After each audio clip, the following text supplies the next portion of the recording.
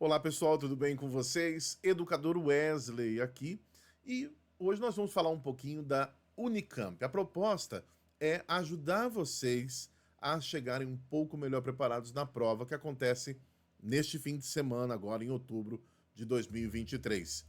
E como é que nós vamos fazer isso? Então, eu vou dar a cada dia duas dicas, duas orientações. De que maneira?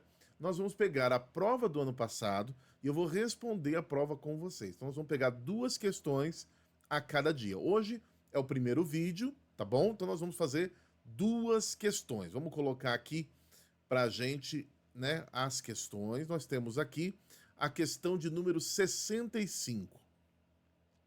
Questão 65, nós temos o enunciado, tá certo? Dizendo que são textos postados no Instagram da rede New York Times, textos A e B.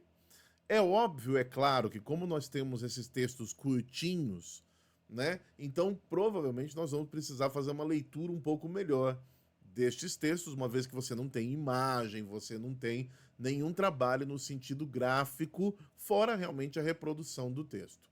Mas, uma coisa que eu sempre oriento os meus alunos é no seguinte sentido.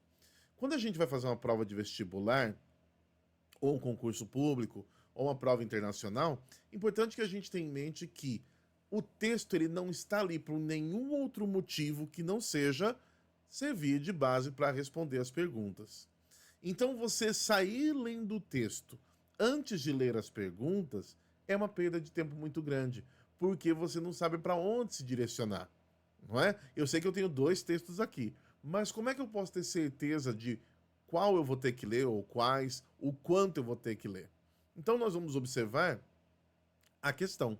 Então, na questão, nós vamos ter aqui o seguinte, ó.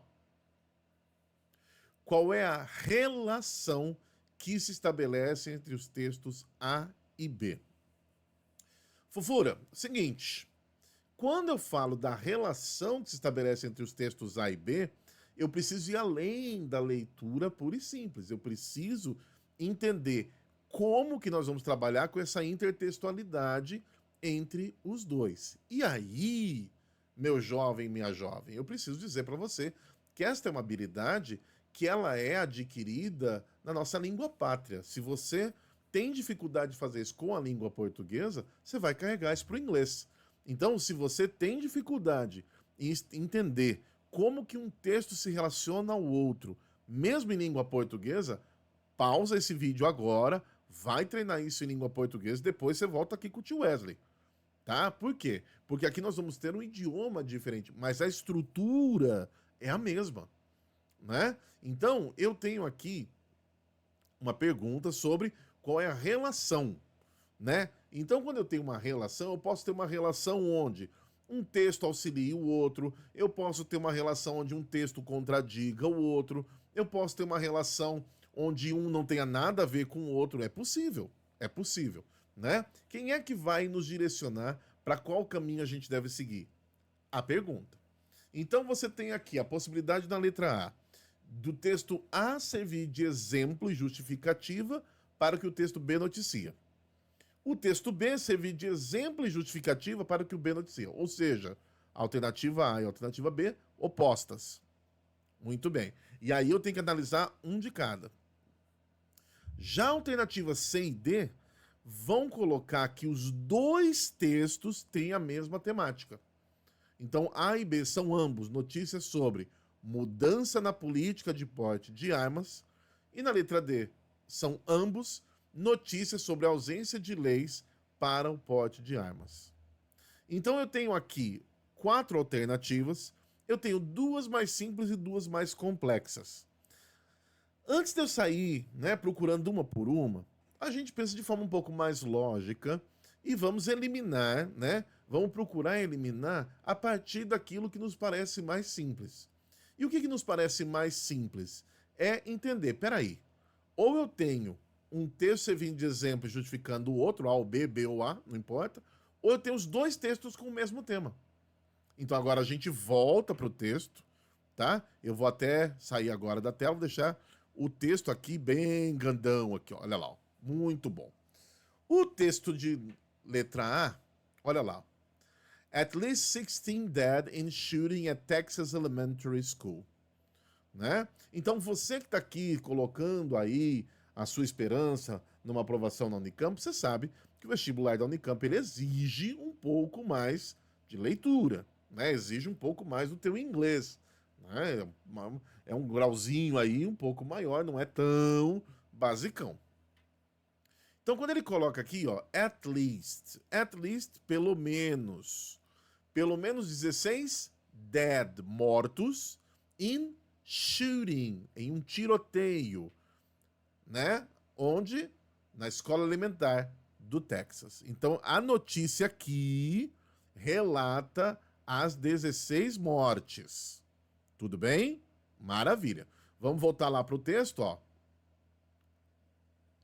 A e B são ambos notícias sobre mudanças na política de porte de armas, ou A e B são ambos notícias sobre a ausência de lei para portes de arma, tá? Quando a gente olha aqui para o texto, o que eu tenho aqui é que 16 morreram. A gente pode até ler o restante aqui, olha. A gunman, né? Um atirador, gun é arma, man é homem. Então a gente junta aí, né? As palavras. Um atirador matou 14 crianças e um professor ou uma professora na escola elementar Robb, né? Que fica no Texas. O suspeito de 18 anos também foi morto. Então aqui eu só tenho a notícia, gente, de um tiroteio que levou, infelizmente, a essas mortes todas.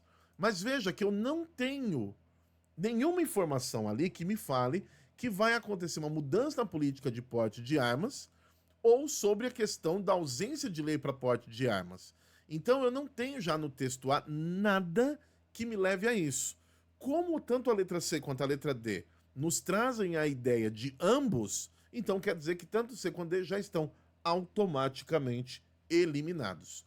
Portanto, ou A é exemplo e justifica a notícia de B, ou B é que é exemplo e justificativa para o que A noticia, tá? Eu estou vendo aqui que tem um errinho aqui, nós vamos corrigir depois, né? B serve de exemplo e justificativa para o que A noticia, não para o que B noticia, tá bom?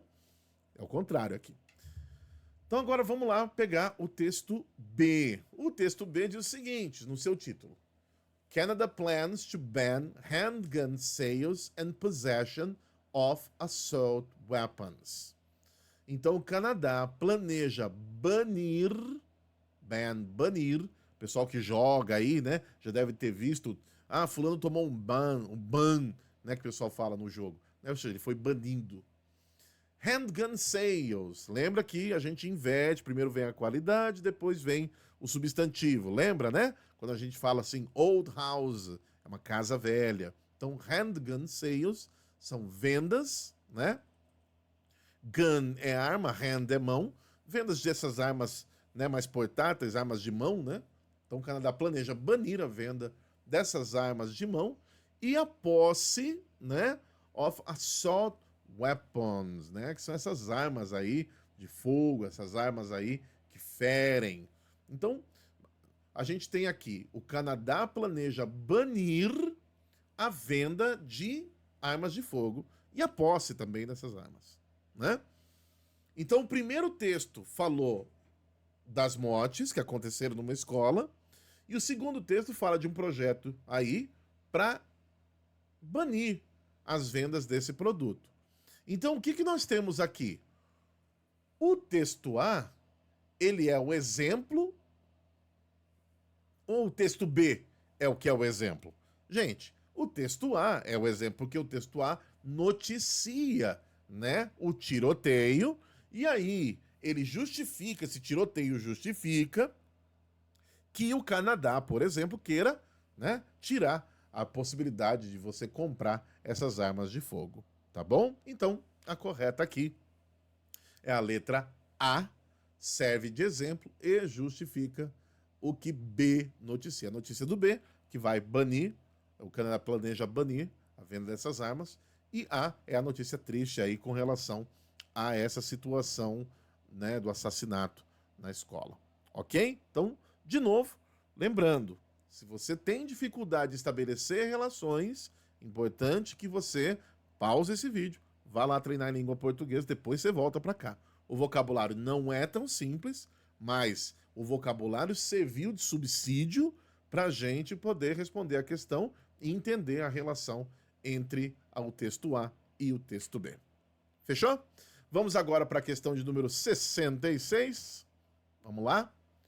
Então você tem aí, ó, leia um trecho. Ah, eu quero aparecer de novo. Aí, pronto, olha lá, vamos lá. Leia um trecho de um romance, ok? Publicado. Quando que ele foi publicado aqui, gente? Nossa, eu não tô enxergando. 1985, volta lá. Volta lá no tio. Isso. Vamos ler o texto todo? Não. Por que não, Wesley? Porque eu não sei o que eu estou procurando. Se eu não sei o que eu estou procurando, sair lendo o texto todo pode representar uma perda de tempo muito grande. E nós não queremos isso. Não é? A ideia é justamente que você trabalhe com uma gestão de tempo bacana, né? Até mesmo porque existem outras disciplinas onde você vai precisar, talvez, desses minutinhos a mais aí. E não é só isso. Também é uma questão realmente da gente trabalhar com a informação que é necessária, tá certo? Não obrigatoriamente significa que eu vou ter que ler tudo.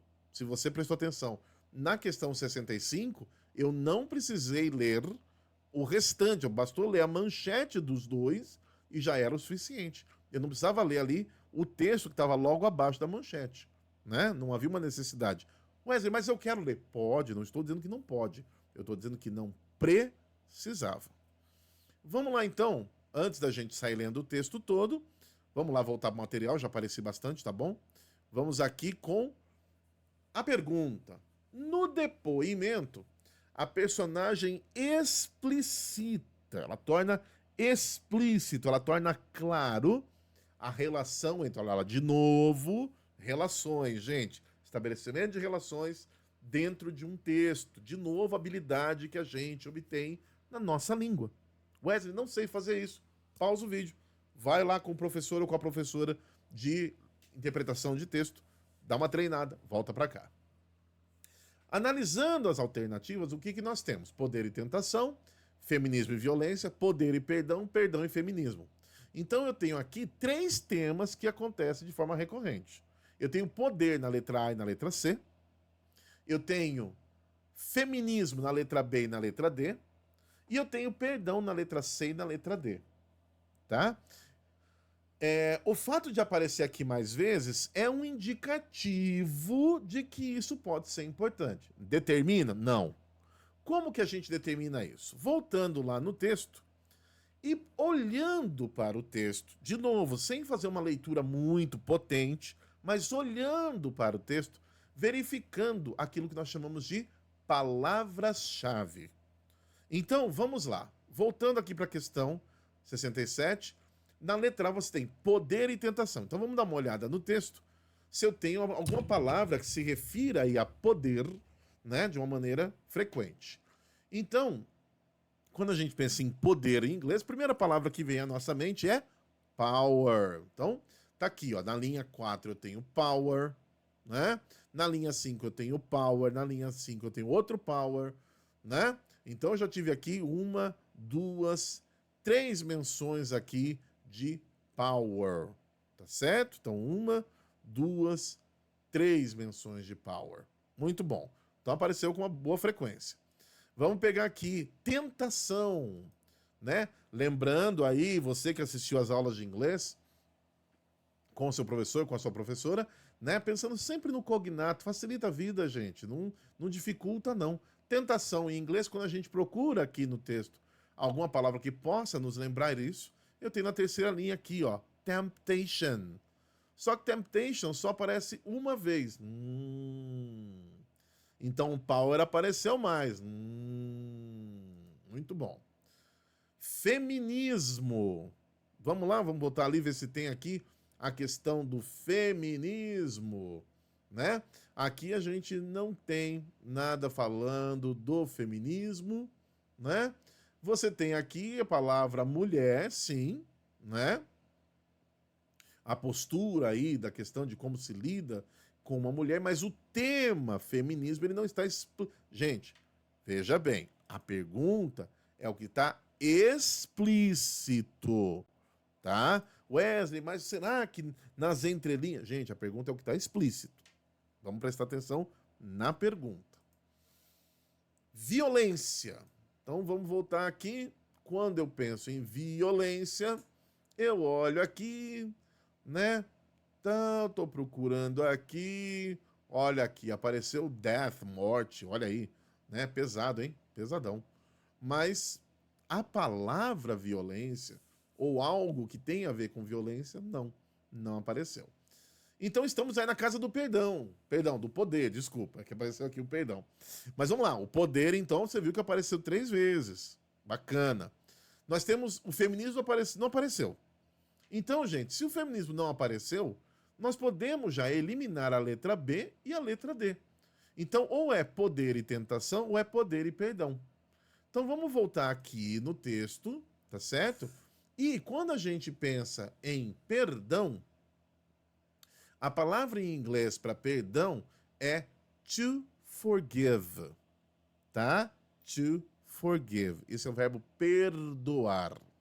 E aí eu olho aqui para o texto, eu tenho aqui forgive na terceira linha, eu tenho forgiveness na quarta linha, né? Você que assistiu às aulas foi um bom aluno, uma boa aluna, você sabe que o ness, colocado no final da palavra, portanto um sufixo, ele transforma, não é, a palavra anterior em um substantivo. Se forgive é o verbo perdoar, forgiveness é o substantivo perdão. Então eu tive 3 vezes a aparição da palavra power, eu tive 2 vezes a aparição da palavra forgive, tá? E eu tive 1 vez a aparição da palavra tentação. Então, mesmo que por uma questão numérica, a gente vai pensar, né, num primeiro momento, em poder e perdão. Então, agora, com esta informação, eu volto aqui para o texto e procuro verificar, tá certo? Se em algum lugar do texto eu tenho poder e perdão próximo, certo? Então eu falei para vocês que poder é power, tinha 3 vezes, né? 1, 2, 3. Aí forgive apareceu 2 vezes. Aqui o forgive e aqui o forgive formando forgiveness. Nesta frase aqui onde tem o forgive, né? Que é a primeira frase do texto, ok? Olha aqui, ó. But if you happen to be a man sometime in the future and you've made this far, please remember you will never be subject to the temptation or feeling you must forgive a man as a woman. Muito bem. Então só tenho, perdão, a palavra forgive. E power? Não teve. Próxima frase. Tem forgive? Tem. Tem power? Tem. Opa! Chegamos aqui num ponto importante. But remember that forgiveness too is a power. Mas lembre-se que o perdão também é um poder. Então, a alternativa correta aqui, né? A letra C, a relação entre poder e perdão. A autora disse explicitamente, presta atenção na pergunta, fofura.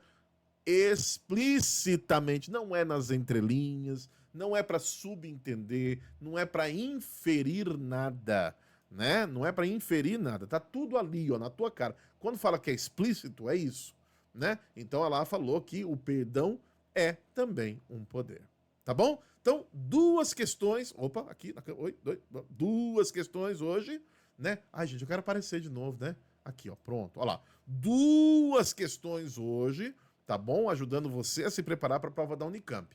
Amanhã tem mais um vídeo com mais 2 questões, não perca, ok? E se você tiver uma dúvida, alguma coisa, tá certo? Me procura, tá aqui, ó. Tá aqui os meus contatos, aqui, ó, que beleza, ó, tudo aqui, ó, isso aqui, ó, isso. Aqui, tá vendo, ó? Tem WhatsApp, tem Insta, tem e-mail, tem YouTube, site, tem tudo aí para você tirar dúvida comigo. Esta semana estamos focados na Unicamp, turma. Depois a gente vai trabalhar com o Enem, nós vamos trabalhar com o Unesp, nós vamos trabalhar com o FUVEST, mas mesmo você, meu jovem, minha jovem, que não vai fazer a Unicamp, vai se beneficiar de treinar, leitura de texto, principalmente como a prova da Unicamp não é fácil. Se você treinar numa prova um pouco mais exigente, isso vai te ajudar, às vezes, na tua prova, que talvez seja um pouquinho mais leve. Fechou? Maravilha. Então, esse é o vídeo de hoje. Amanhã, mais 2 questões da prova da Unicamp 2023. Vamos corrigir juntos. Aguardo vocês amanhã. Forte abraço e até a próxima.